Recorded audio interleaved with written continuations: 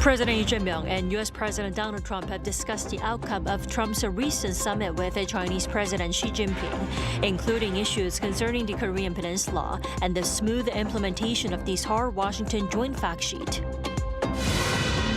Samsung Electronics and its largest labor union are struggling to bridge differences in last-ditch efforts to avert a walkout, with a final mediation talk set for Tuesday morning Korea time.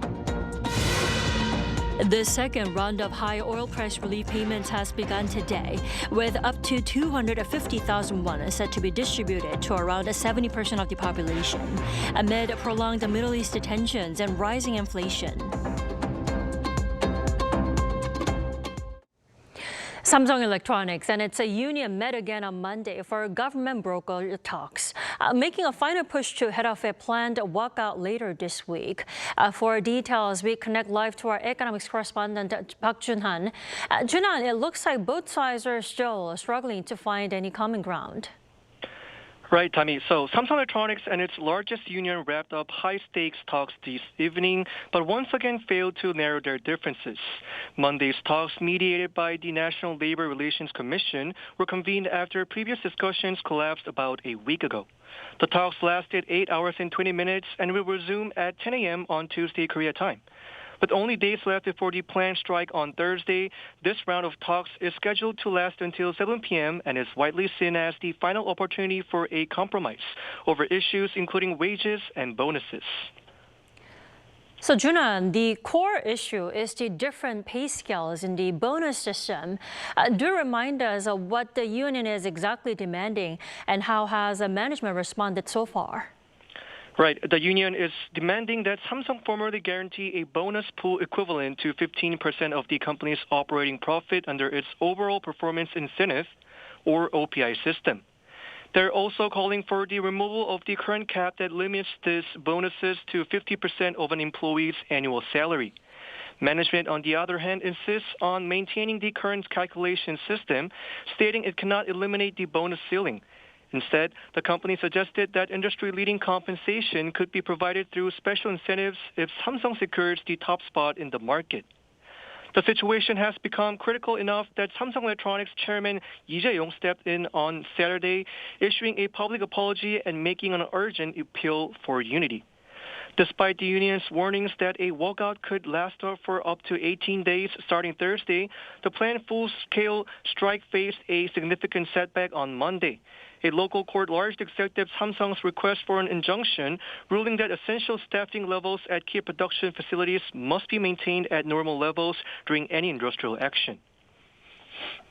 With a potential strike threatening a key sector of the economy, Chunan, what kind of responses are we seeing from the members of the South Korean government?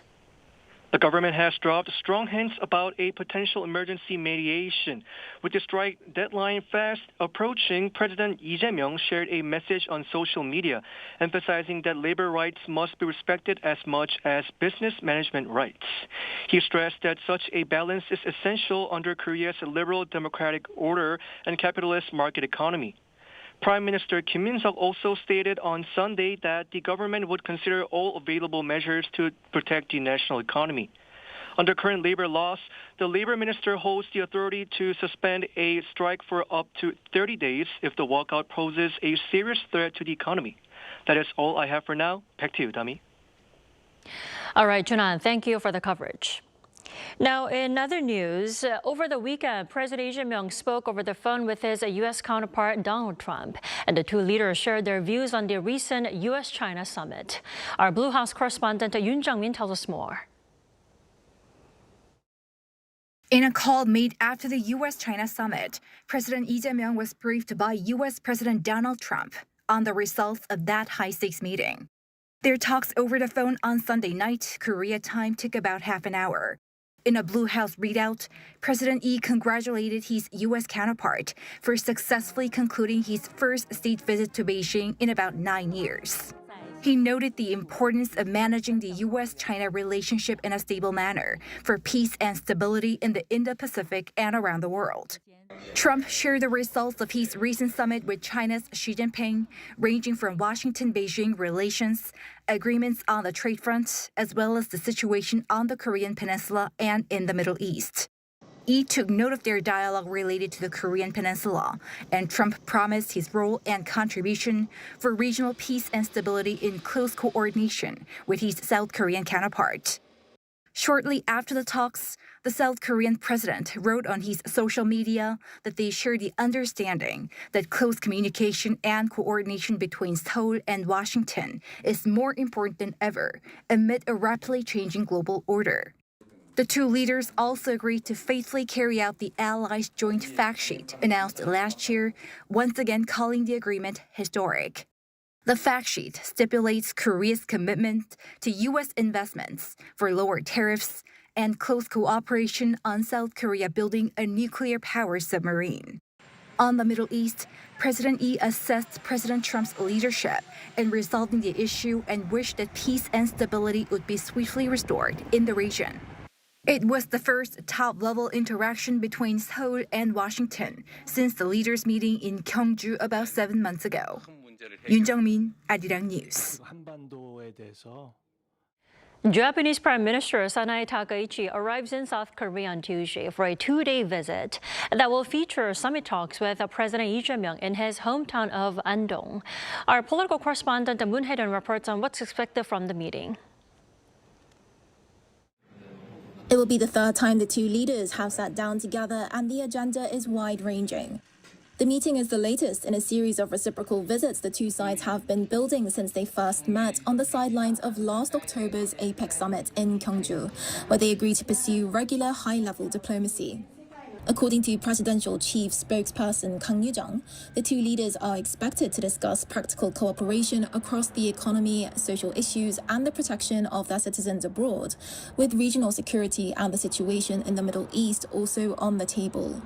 Analysts say the summit is less about any single headline agenda and more about sustaining the momentum the two sides have already built. Rather than being driven by one specific agenda, I think this meeting is about continuing to stabilize the relationship. And within that, issues like energy security and supply chain resilience could come up as areas where the two countries find it relatively easy to cooperate.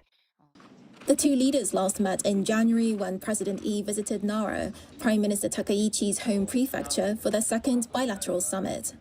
President Lee said the two sides agreed to deepen cooperation on economic security, science and technology, and international norms, and to continue working-level talks on artificial intelligence and intellectual property. Perhaps most notably, the two leaders addressed a long-standing historical issue, agreeing to pursue DNA identification of the remains of forcibly mobilized Koreans and Japanese who died in the 1942 Jose coal mine flooding in Japan, which President Lee called a small but meaningful step forward. But beyond the agenda, much of the attention surrounding Tuesday's summit is on where it is being held. Andong is President Lee's hometown, and as this marks the first time the leaders of the two countries have exchanged visits to each other's hometowns, the Blue House described it as a meaningful opportunity to deepen the bond of trust between them. For Andong, long regarded as the spiritual heartland of Korean traditional culture, the summit also carries local significance, with residents drawing comparisons to Queen Elizabeth II's visit in 1999, which brought a lasting boost in tourism. Moon Hae-ryun, Arirang News.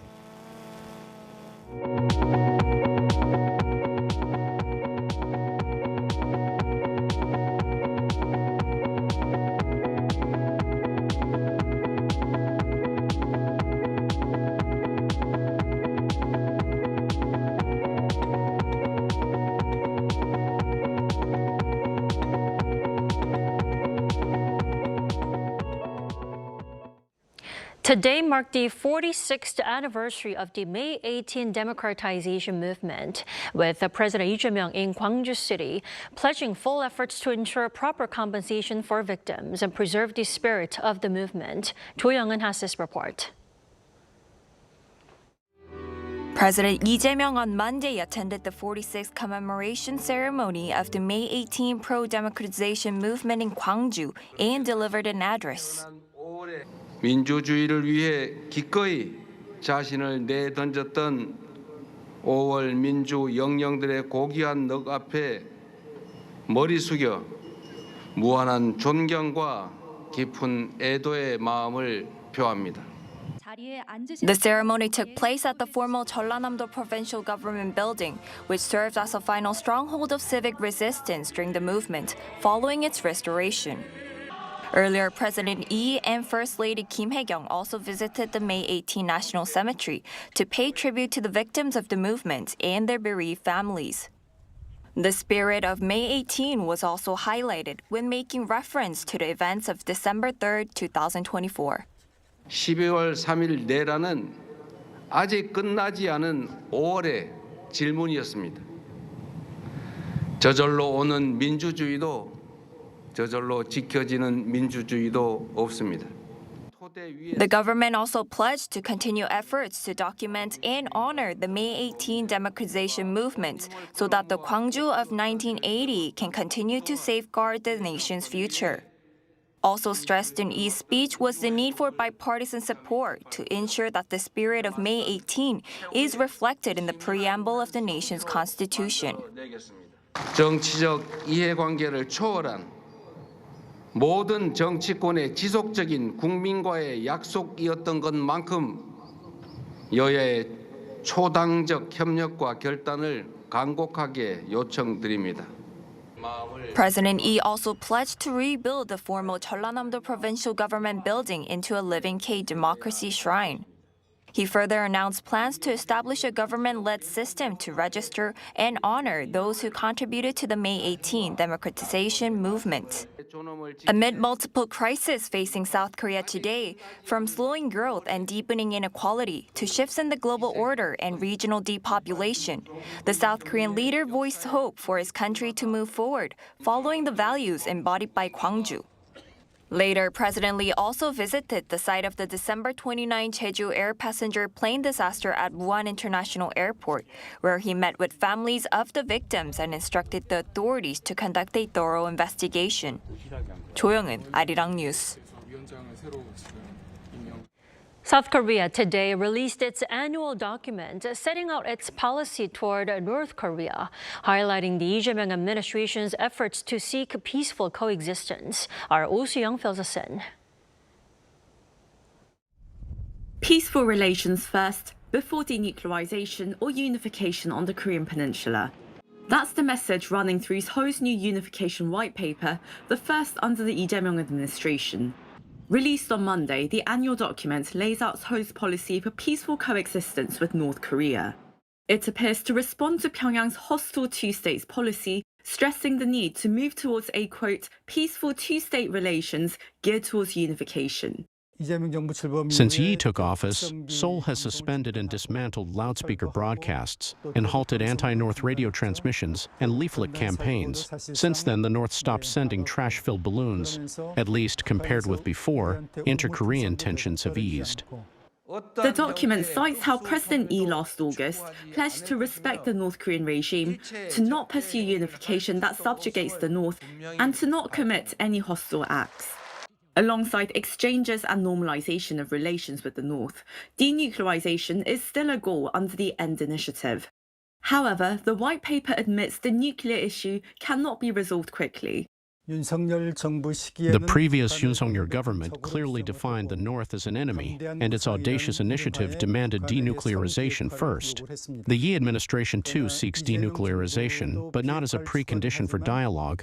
It first aims to lower tensions and seeks dialogue, peaceful coexistence, and shared development.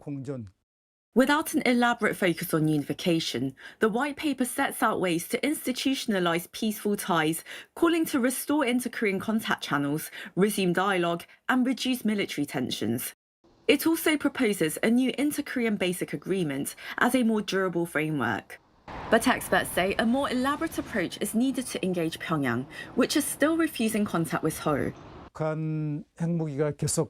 With its nuclear arsenal expanding rapidly, denuclearization looks increasingly unrealistic. The priority should be a nuclear freeze, followed by sanctions relief and steps to normalize the North's ties with the U.S. and Japan. Pyongyang must sense real benefits from cooperation with Seoul if it's to return to talks.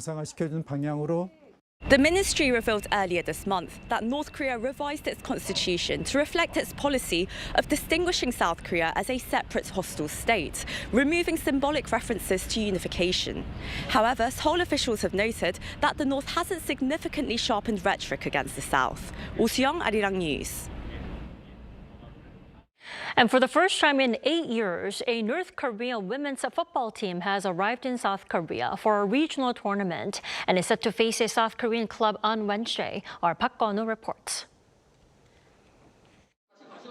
Greeted by the sound of camera shutters at Incheon International Airport on Sunday, North Korean football club Daeguang FC arrived in South Korea on a flight from Beijing ahead of its AFC Women's Champions League semifinal clash against Suwon FC Women on Wednesday at Suwon Sports Complex. 39 North Koreans, including 27 players and sporting director Hyun-jun, walked through a crowd of about 100 reporters and security personnel. South Korea's unification ministry approved the delegation's week-long visit through May 24th, the day after the competition's final match, which is also taking place at Suwon Sports Complex. And it promised support for a successful event. We'll cooperate with related organizations, including the AFC and the Korea Football Association, to ensure the competition is carried out safely and smoothly, in line with the spirit of an international sporting event. The visit marks the first time that a North Korean sports team has traveled to the South for an international competition since the 2018 International Table Tennis Federation World Tour Grand Finals. On Sunday, civic and religious groups supporting inter-Korean exchange also gathered at the airport to welcome the team. With the North Korea defectors in our church community, we came here together, hoping to meet the North Korean people. We hope sports exchanges like this can help ease tensions and open a path toward reconciliation between the two Koreas. We also plan to attend Wednesday's match as well. Despite the warm reception, the North Koreans moved quickly through the terminal without interacting with anyone at the airport, nor did they respond to questions from reporters. After loading their luggage into the team bus, the delegation immediately departed for its hotel in Suwon. Founded in 2012 and based in Pyongyang, Daeguang FC is backed by the North Korean consumer goods company Daeguang and is considered one of the North's top women's football teams, having won multiple domestic league titles. Daeguang FC from North Korea, now in the South, will now focus on preparing for Wednesday's semifinal against Suwon FC Women of South Korea. All eyes are on which team will advance to the final this Saturday. Park Kwon-woo, Arirang News. In other news, applications for the second round of financial assistance aimed at easing the burden of soaring fuel prices opened on Monday. Our Cha Yoon-kyung has the details. The South Korean government will begin accepting the second round of applications for its fuel price relief fund starting Monday. According to the Ministry of the Interior and Safety, applications opened at 9 a.m. and will continue through July 3rd. During the first week, a rotation system will be applied based on the last digit of the applicant's birth year. Those who didn't apply during the first round will also be able to submit applications during this period. The support program targets around 36 million people in the bottom 70% income bracket. Eligibility is based on household health insurance premium payments assessed in March of this year. For example, a single-person household with workplace insurance can qualify if the monthly premiums are 130,000 won, or about $95 or less. That is equivalent to an annual income of roughly 43 million won, or around $31,000. However, so-called high net worth individuals with taxable property assets exceeding 1.2 billion won, about $870,000 or annual financial income from interest or dividends surpassing 20 million won, or roughly $14,500 are excluded. Special rules were also introduced to ensure dual-income households are not unfairly left out. For a single home owner, the assessed property value is around 2.6 billion won. Financially assuming a 2% dividend yield, a 1 billion won investment is required. The amount of support varies by region. Residents in the Seoul metropolitan area will receive 100,000 won, or about $73, while people who live outside the capital region will receive 150,000 won, or around $109. People in designated population decline areas and special support regions will receive up to 250,000 won, or roughly $182. Funds can be received via credit or debit cards, local gift certificates, or prepaid cards. The money must be used by August 31st at small businesses and affiliated stores within the applicant's local government area. Unused balances will expire after the deadline. 차윤경, Arirang News.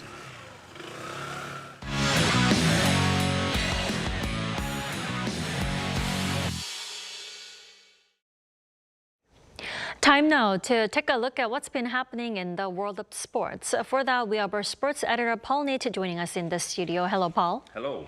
Paul, let's start with football. Korea's World Cup squad was announced over the weekend. What can you tell us? Right, the 26-man squad was announced on Saturday.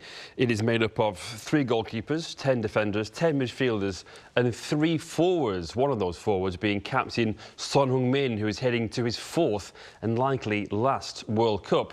Hyun-jun of Besiktas is also included. He was the backup player in the 2022 World Cup in case Son was unable to recover from a facial injury. Jens Kastrup becomes the first player of mixed heritage born outside of South Korea to be included. And there's a surprise inclusion for Gangwon FC defender Lee Gi-hyuk. He has just 1 cap to his name, but is a versatile left-footed defender who can play in multiple positions, hence the call-up.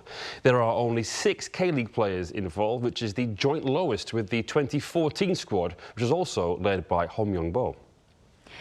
Now, Yang Hyun-jun was also included in the squad, and it turned out to be a weekend of celebrations for him, didn't it? It did, yes, because his team Celtic won the Scottish Premiership. Yang started the title decider at home to Hearts on Saturday. Hearts were top heading into the match, and Celtic needed to win to secure the title, while a draw would have been enough for Hearts. The match ended 3-1 with late goals from Celtic, Daisen Maeda in the 86th minute, then Callum Osmond in the 97th. It's Yang's 3rd title with Celtic. He made 31 appearances in the league, scoring 8 and assisting 2. Elsewhere in the Korea World Cup squad, Hwang Hee-chan got his 4th assist of the season as Wolves drew 1-1 at home to Fulham in the Premier League, and Son Heung-min got his MLS-leading 9th assist of the season, but his team LAFC lost 3-2 to Nashville. LAFC still have 1 more match to play before the World Cup, May 24th at home to Seattle Sounders. So Sonny could find his scoring form before the World Cup.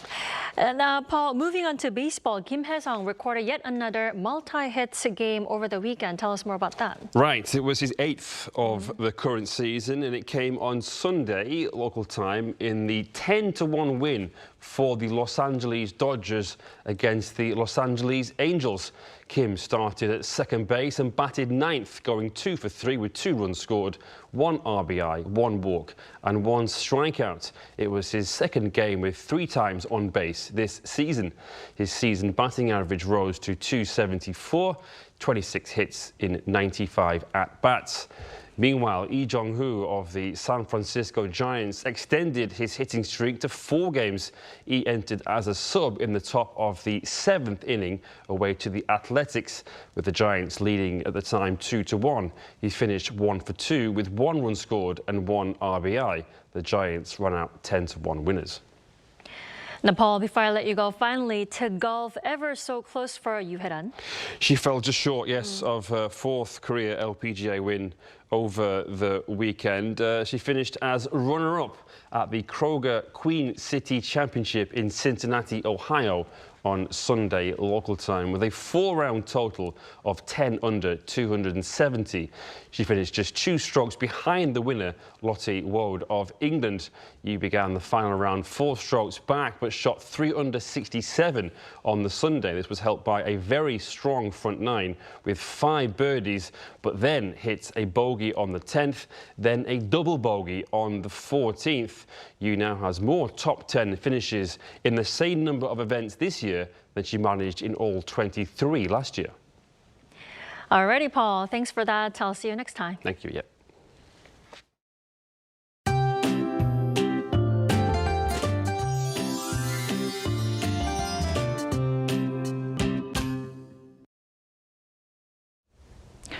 Skies will turn cloudy tomorrow, helping daytime temperatures drop below the 30-degree mark in most regions, with Seoul reaching around 27 degrees Celsius. Then on Wednesday, rain will spread across the country, bringing temperatures back to the seasonal averages. However, parts of the Gyeongsang-do provinces will remain hot tomorrow, with daytime highs climbing above 30 degrees Celsius. In the southern parts of Gyeongsang-bukdo province, the heat index is expected to hover around 31 degrees. So make sure to stay hydrated and limit outdoor activities as much as possible during the hottest part of the day. Many areas will also see very high UV levels nationwide during the daytime hours tomorrow. Also, ozone concentrations are expected to rise as well, so please take care. Tomorrow, Seoul will start the day at 18 degrees, Chuncheon at 15 degrees, Busan at 18 degrees. Then by the afternoon, Seoul will get up to 27 degrees, Daejeon at 29 degrees, Daegu at 33 degrees. Looking ahead, rain beginning Wednesday afternoon is expected to gradually taper off by Thursday afternoon. Now here's a look at the weather around the world.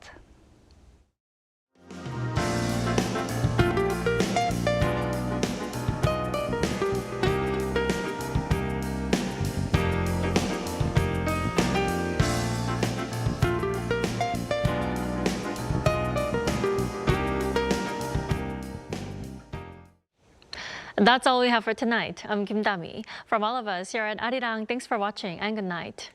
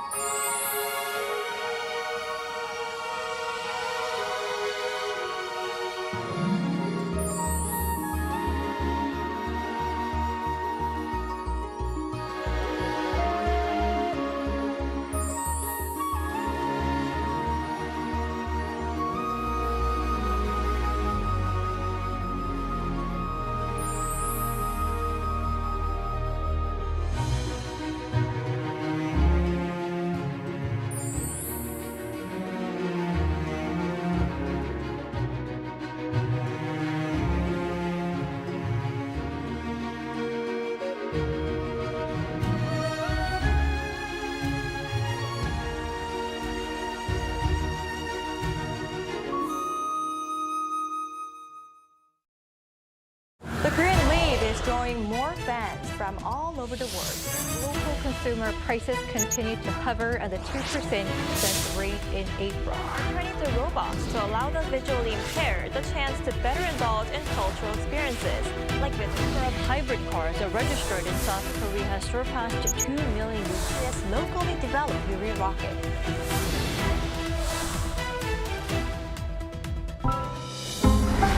Arirang. Knock knock. The magical door to the world of K-animation is swinging wide open. Meet your instant new BFF, the adorable Catch. Tina Ping will have you hooked from the very first glance. Need a hand? Our Robocar Poli Rescue team is always zooming in to save the day. How about tagging along on Pinkfong and Pal's super exciting quest to reclaim their lost magic? With the mysterious life forms Cabion by your side, you can become a Cabion master and save humanity like the total hero. Protecting children's innocence while igniting their boundless imaginations. That's the magic of Korean animation. K-animation, the ultimate bestie for kids worldwide.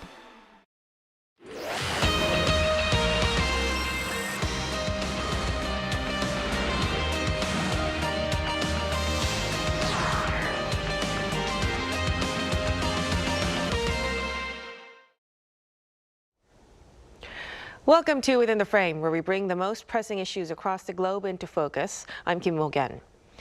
U.S. President Donald Trump is once again ramping up pressure on Iran following his trip to China, warning that Tehran is running out of time as reports suggest military options are back on the table in Washington. At the same time, the U.S. China summit has added new uncertainty to the crisis. While the White House says both sides agreed Iran must never possess nuclear weapons and that the Strait of Hormuz must remain open, Beijing has appeared far more cautious in its messaging and diplomatic moves. Now, that is raising broader questions over whether China will help contain the crisis, deepen its strategic coordination with countries like Iran and Russia, or emerge as a separate diplomatic force altogether.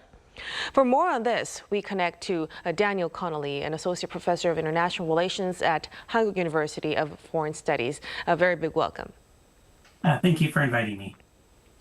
And also joining us is Seung-hoon Baek, researcher at the Institute of Middle East Studies. Good to see you again. Same here. Thank you for having me onto your show. Thank you. Now, let's start our discussion right away. First, with the latest. So after returning from China, President Trump has warned that Iran is running out of time, while reports say military options are once again being reviewed over there. Professor Connolly, how serious should we take this renewed pressure from Washington? And do you think the risk of escalation is rising again? Yes, absolutely. Even though Trump has a reputation for often chickening out, both sides can't maintain this blockade forever, and the U.S. Navy keeping these carrier groups in the region is not something that is easily done logistically. So in many ways, time is not on the U.S. side. There's also reports that many countries are going to start to experience some oil shortages in June. So all of this will be adding pressure to Trump, who's personally becoming quite frustrated with the situation. Also, I'm sure there's a lot of Israeli lobbying behind the scenes. But the U.S. planners do have a dilemma. Expanding the target selection to hit more kind of vital Iranian targets will likely cause the Iranians to do the same thing back and bring additional harm to U.S. allies in the region. So there's no real good moves for the U.S. right now, and to escalate decisively to win may mean greater unpredictability in the Iranian response. And all of this, of course, comes following in the aftermath of the U.S. China summit. And there, the White House said both sides agreed that Iran must never possess nuclear weapons, and also that the Strait of Hormuz remain open. But China appeared far more cautious in its messaging towards its citizens. How do you interpret this difference in tone? Right, and definitely there's some convergence between the two sides. Neither country wants a world where freedom of the sea is eroded by regional actors. Especially, they don't want a world where shipping has to pay tolls. Neither country wants proliferation of nuclear armed states. And China and the US, neither of them want a global recession. So I would say they definitely have a lot of shared interests. But when it comes to the question of how to solve the problem, there's a lot more space between their positions. From the Chinese perspective, the disaster in the Persian Gulf was created by US unilateralism. And therefore, this is a problem of the US making. We also have to remember Iran is a strategic partner of China, and Chinese leadership definitely doesn't want to see Iran turn into another Venezuela, right? So from the Chinese perspective, the real problem in the Middle East is not Iran, but the US military operation that caused Iran to shut down the Straits of Hormuz. And this, I think, is the reason why there's such a difference in tone between the two sides. Quite different positions from both ends. But when we delve deeper into China's moves, President Trump also claimed that President Xi assured him that China would not provide military support to Iran. And at the same time, Beijing opposed a U.S.-backed resolution criticizing Iran's actions in the Strait of Hormuz. Then what message is China really trying to send here, and what role could it ultimately play in this crisis? Right. It's a very delicate balancing match because, as I said, China doesn't want this precedent of tolls or restrictions on shipping, but they also don't want to support U.S. aggression. And I would say, especially when it comes to military support to Iran, China is very aware that if they support Iran too overtly with weapons, that's just going to give U.S. policymakers greater encouragement to send weapon shipments to Taiwan. So I would say China right now is torn between not doing too much, but also not rewarding bad American behavior. And I would say if you look at the resolution in the UN that China vetoed, they very specifically said that they were vetoing it because there's no mention of the U.S. and Israeli aggression against Iran, which they said was the root of the crisis. So I would say that China is trying not to anger the United States, but also trying not to fix the problem that the United States made. And at the end of the day, I don't think China has the leverage to make Iran surrender its core interests. Iran sees itself as fighting for its life. And China has to be careful not to alienate Iran because then it will lose all leverage altogether.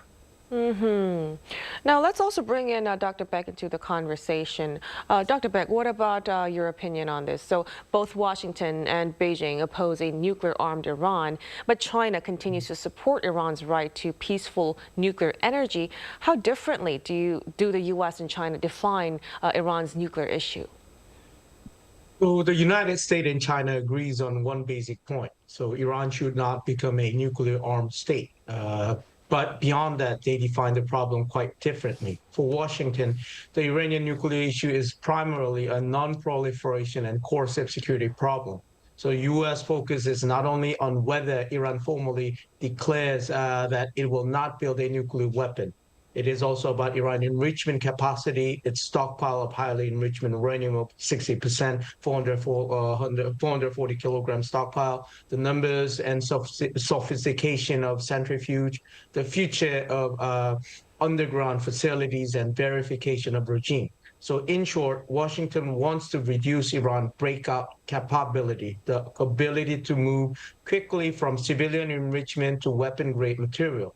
But in other hand, Chinese definition is more political and more sovereignty-centered. So Beijing also says Iran should not develop nuclear weapons, but it simultaneously emphasized Iran's right to the peaceful use of nuclear energy, which means they're going to allow the enrichment program. So Wang Yi told Iranian Foreign Minister Abbas Araghchi before the summit of United States and China that Chinese appreciates Iran's commitment not to develop nuclear weapons while also recognizing Iran's legitimate right to peaceful nuclear energy.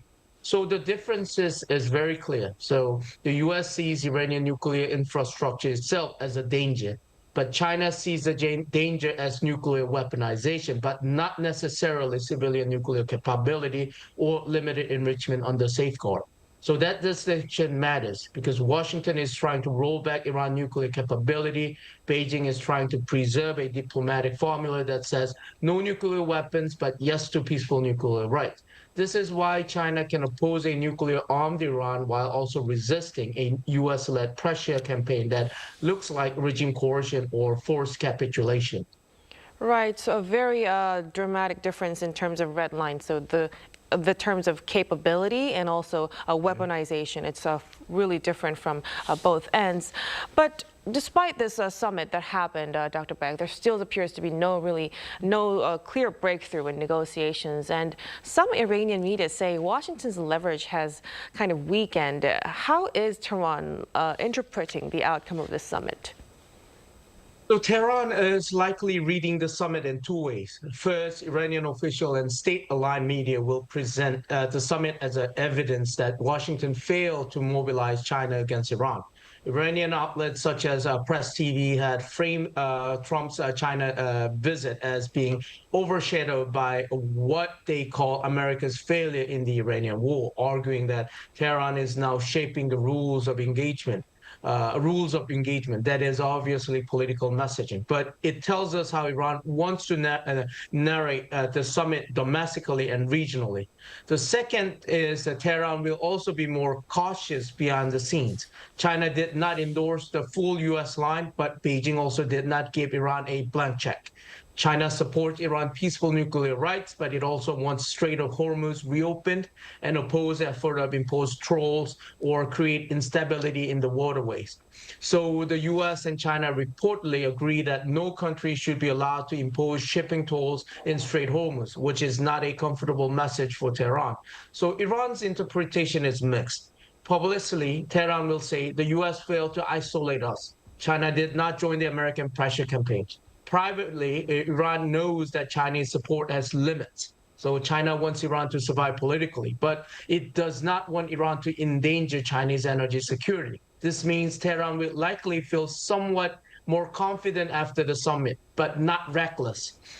So it will use the summit to argue that Washington's leverage has weakened, but at the same time, it will avoid pushing China too far by fully closing Hormuz or escalating it beyond its control. So as for Iran's side, despite criticizing the U.S. as not trustworthy, Iranian Foreign Minister Abbas Araghchi also said diplomacy remains as the only, quote, win-win solution. So, Dr. Baek, should we interpret this how should we interpret this message from Tehran? I mean, this is not really a contradiction. It is Iran's classic dual-track diplomacy. On the one hand, Tehran wants to say the United States cannot be trusted. So like Abbas Araghchi has argued that Iran has no trust in the U.S. and would negotiate only if Washington is serious.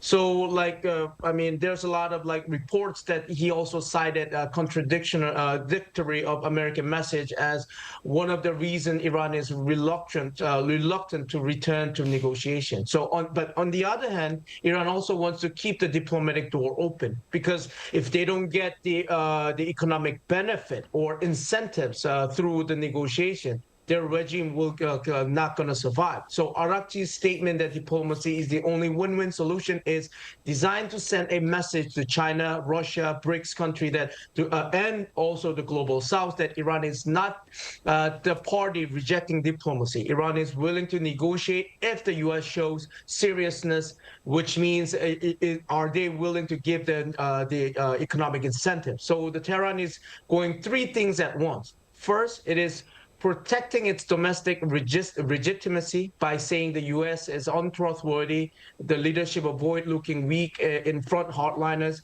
Second, it is preserving the diplomatic track by saying diplomacy is the only solution, and Iran avoid being blamed internationally for escalation. And thirdly, it is bargaining for better terms. Iran wants sanction relief, unfreezing of assets, recognizing of its nuclear rights, and and some formula for reopening Hormuz without appearing to surrender. So the message is, we do not trust Washington, but we are still open to diplomacy if the deal respects Iran's sovereignty and security, and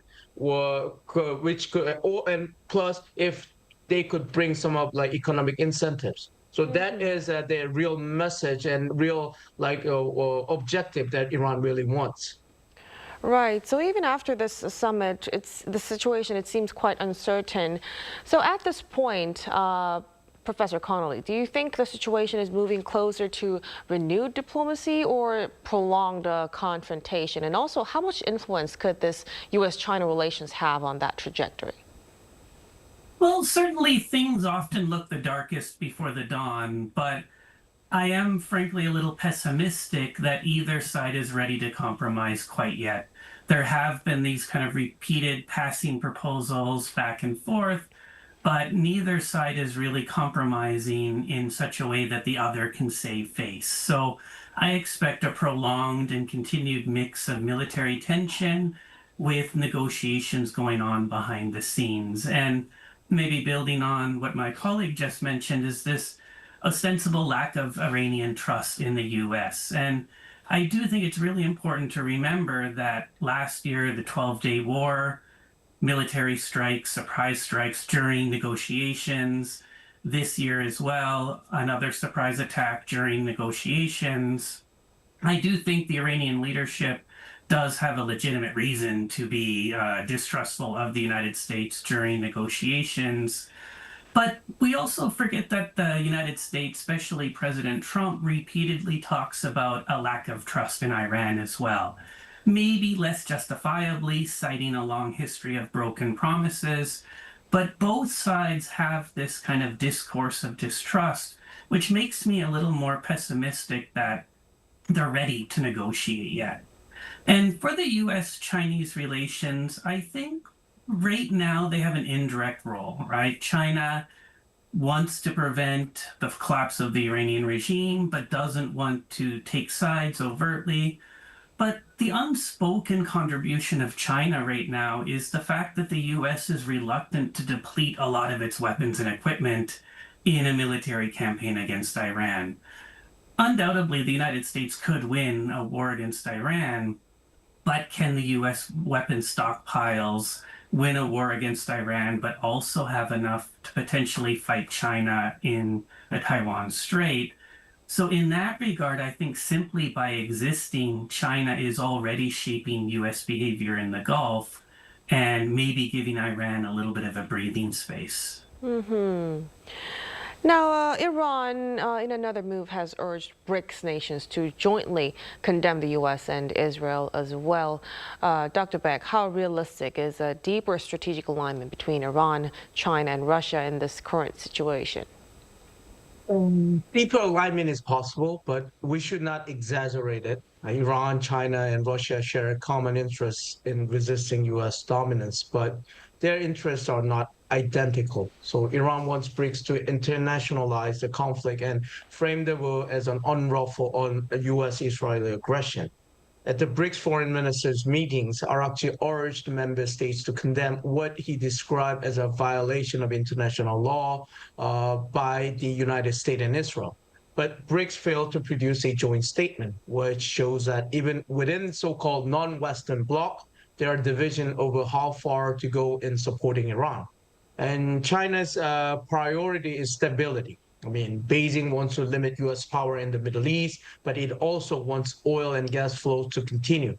It does not want the Strait of Hormuz to become permanently militarized or closed, or like somewhat the Iranian government start to wage the trolls. So, I mean, like a lot of the expert has argued that China may benefit diplomatically from the Iran war because Gulf states are reassessing their dependence on the U.S., but China is still not ready to replace Washington as a regional security guarantor. They do not have the capabilities of doing it. So the Russia calculation is different. Moscow benefit from U.S. distraction in the Middle East, and it can play a role in nuclear diplomacy, like withdrawing the 60% of enriched uranium, some portion to the Russia, possibly through the storage or transfer of uranium enriched uranium. But Russia is also focused on Ukraine and will treat Iran as one card in the broader confrontation with the West. So yes, Iran, China, and Russia may coordinate more closely diplomatically. They may oppose U.S.-led sanction, resist anti-Iran resolution at the UN, and support language around sovereignties and non-intervention. But this is not a NATO-style alliances. So it is a transactional alignment, not a fully integrated strategic bloc. So China will not sacrifice its energy security for Iran. Russia will not subordinate its Ukraine strategy to Iran. And Iran will use both China and Russia as diplomatic shields while still trying to preserve its own autonomy. So yes, there will be part of a realignment, but it won't be that like something like NATO's or like those kind of alliances that we're going to confront to the end with United States and the international organization.